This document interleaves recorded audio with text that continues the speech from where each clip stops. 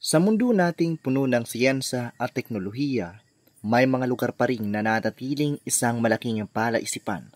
Mula sa mga nawawalang eroplano sa Bermuda Triangle hanggang sa mga kakaibang simbolo na makikita lamang mula sa langit tulad ng Nazca Lines, may mga lokasyon na tila hindi kayang ipaliwanag ng agham.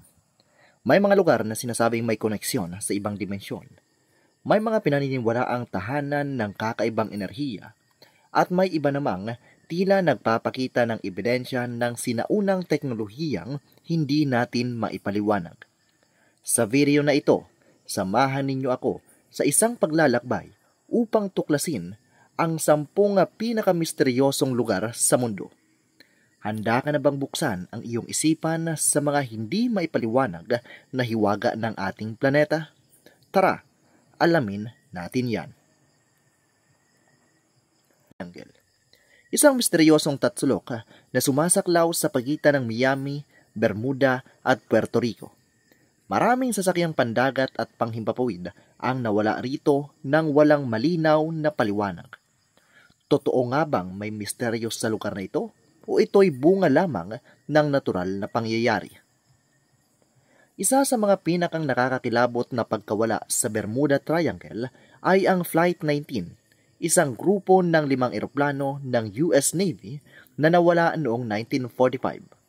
Ayon sa huling transmission na mula sa mga piloto at tila nalilito sila sa kanilang direksyon at hindi nagtagal, nawala ang kanilang signal. Isang rescue plane ang pinadala upang hanapin sila. Ngunit ito rin ay hindi na muling nakita. Bukod dito, mayroong USS Cyclops, isang barko ng US Navy na may 309 na tripulante na misteryosong nawala noong 1918. Wala itong distress signal at kahit maraming search operations ang isinagawa, hindi na kailanman natagpuan ang barko o ang mga sakay nito. Maraming teorya ang lumitaw upang ipaliwanag ang mga pagkawala sa Bermuda Triangle. Narito ang ilan sa pinakakilalang paliwanag. Number 1 ay ang magnetic anomalies. Sinasabing mayroong kakaibang magnetic field sa Bermuda Triangle na nakaapekto sa mga compass at navigation systems ng mga barko at eroplano, kaya't naliligaw sila. Number 2 ay ang Gulf Stream currents. Ang malakas na agos ng tubig sa lugar ay maaring tangayin ang mga labi ng mga lumubog na barko at eroplano, kaya tila bigla na lamang silang nawawala. Number 3 ay ang methane gas theory. May teorya na nagsasabing maaaring may mga methane gas sa pockets sa ilalim ng dagat na biglang sumasabog, na nagiging sanhi ng paglubog ng mga barko. Number 4 ay ang masamang panahon. Madalas na bumuo ng matitinding bagyo sa Atlantic Ocean na maaaring maging dahilan ng biglaang pagkawala ng mga barko at eroplano. Number 5 ay ang alien abductions o time warps. May mga haka-haka na ang Bermuda Triangle ay isang portal o lugar kung saan dinudukot ng mga alien ang mga sasakyang pandagat at panghimpapawid. Bagamat ito'y tila katang-isip lamang, maraming naniniwala sa ganitong teorya. Sa kabila ng lahat ng kwento at haka-haka, marami sa mga pagkawala sa Bermuda Triangle ang maaaring ipaliwanag ng siyensya.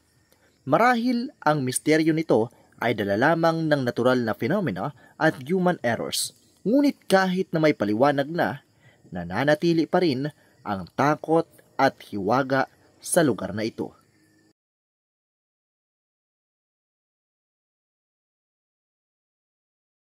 Sa gitna ng malawak na kapatagan ng Wiltshire, England, nakatayo ang isa sa pinaka-nakakamanghang estruktura sa mundo, ang Stonehenge.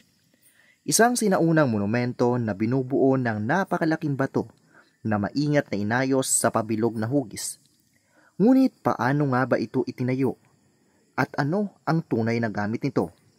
Isang libingan, isang templo, o isang lihim na mensahe mula sa mga nilalang na mas advanced kaysa sa atin? Halina't tuklasin ang misteryo ng Stonehenge. Isipin mo na lang, libu-libong taon na ang nakakalipas, walang modernong kagamitan, walang makinarya. Ngunit ang mga sinaunang tao ay nagawang ilipat ang mga dambuhalang bato. Ang ilan ay may bigat na halos 25 tons. Mula sa daan-daang kilometro ang layo. Paano nila nagawa ito? Ito posible sa panahong iyon. Maraming teorya ang lumitaw kung bakit itinayo ang Stonehenge. Number 1 ay ang astronomical calendar.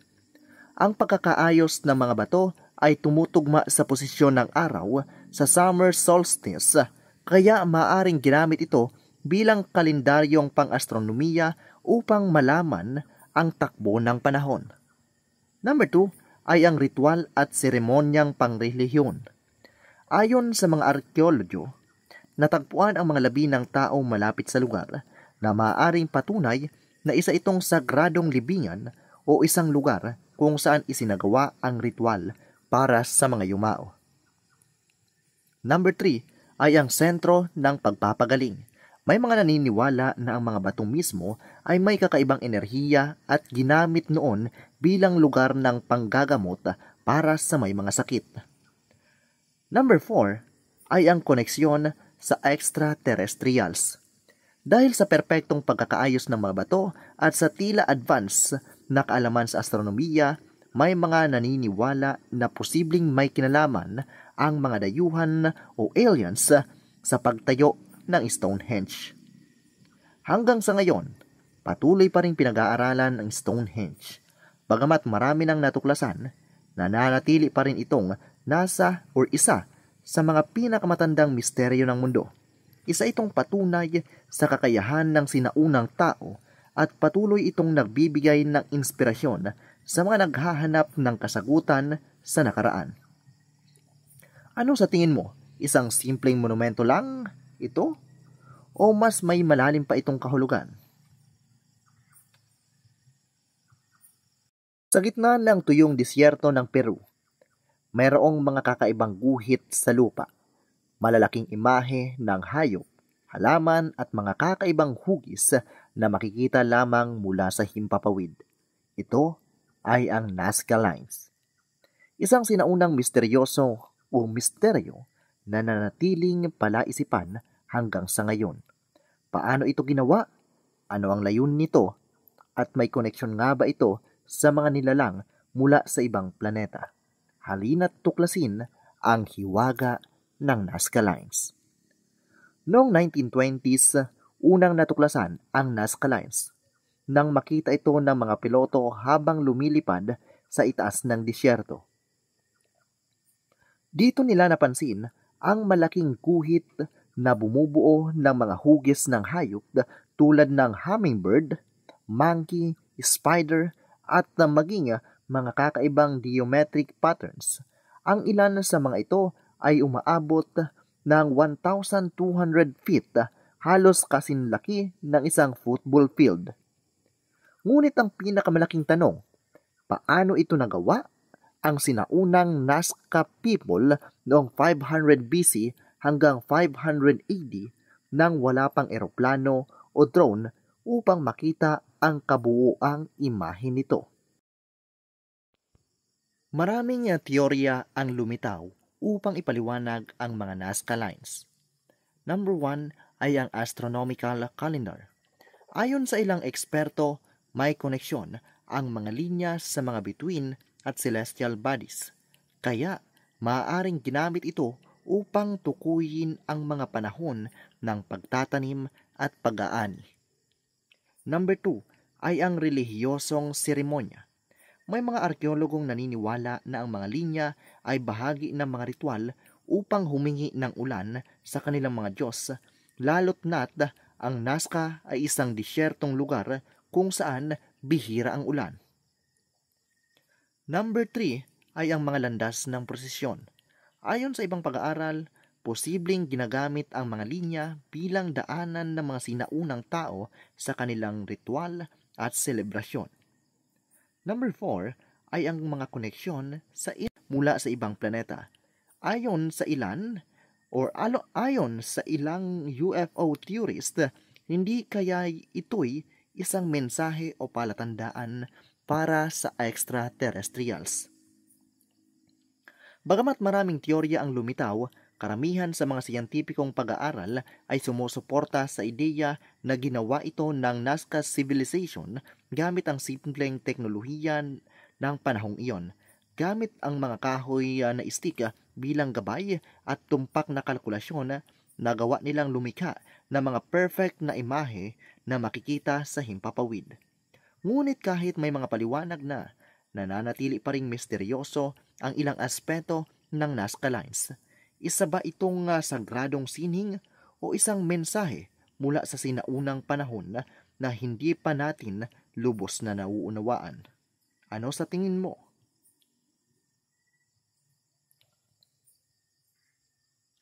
Isang lagusan na patungo sa impyerno o isang patuloy na nagliliyab na apoy na hindi mapatay sa loob ng mahigit 50 taon. Sa gitna ng malawak at tuyong disyerto ng Turkmenistan, mayroong isang naglalagablab na hukay na tinatawag na Door to Hell.